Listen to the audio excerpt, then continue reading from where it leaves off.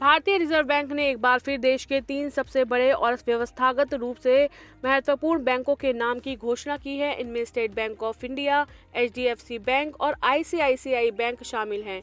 इन तीनों बैंकों को घरेलू व्यवस्थागत रूप से महत्वपूर्ण बैंक घोषित किया गया है। इसका सीधा मतलब ये हुआ कि ये तीनों बैंक देश में सबसे सुरक्षित बैंक हैं और ये तीनों बैंक देश की अर्थव्यवस्था के लिए इतने महत्वपूर्ण हैं कि इनके विफल होने की संभावना नहीं है।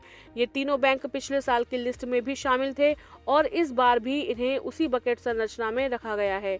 इन बैंकों का आकार और अर्थव्यवस्था में भूमिका इतनी बड़ी है कि इनके दिवालिया होने की स्थिति में पूरे वित्तीय तंत्र पर गंभीर संकट आ सकता है।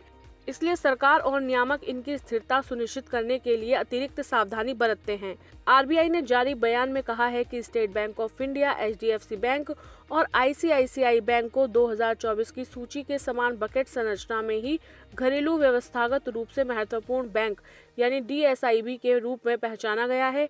इन डीएसआईबी बैंकों पर अतिरिक्त कॉमन इक्विटी टियर 1 आवश्यकता लागू होगी, जो कैपिटल कंजर्वेशन बफर के अतिरिक्त होती है। आरबीआई ने इन बैंकों को उनके आकार और जोखिम के आधार पर अलग अलग बकेट में रखा है।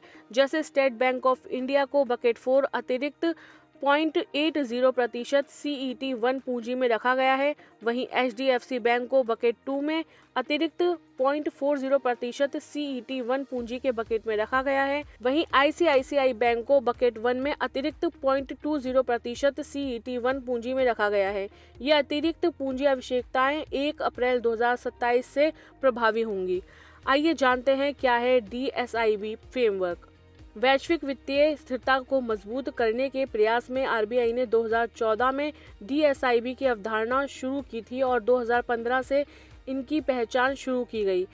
इनमें 2015 में सबसे पहले एसबीआई को शामिल किया गया था, साल 2016 में आईसीआईसीआई बैंक को और साल 2017 में एचडीएफसी बैंक को शामिल किया गया था।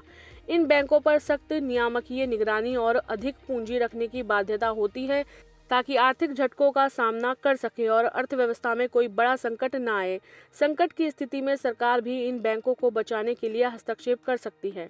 आरबीआई का यह कदम देश के वित्तीय तंत्र को और मजबूत बनाने की दिशा में महत्वपूर्ण कदम है।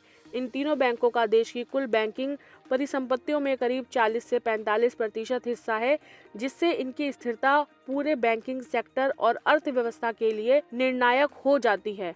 भारतीय रिजर्व बैंक ने एसबीआई, एचडीएफसी बैंक और आईसीआईसीआई बैंक को फिर से घरेलू व्यवस्थागत रूप से महत्वपूर्ण बैंक घोषित किया है। यह पुष्टि करता है कि ये तीनों बैंक देश की वित्तीय स्थिरता के लिए अत्यंत महत्वपूर्ण और सुरक्षित हैं। इन पर अब अतिरिक्त पूंजी रखने की अनिवार्यता होगी, जिससे ये आर्थिक संकटों का सामना कर सकें और व्यापक वित्तीय प्रणाली को मजबूत बना सकें।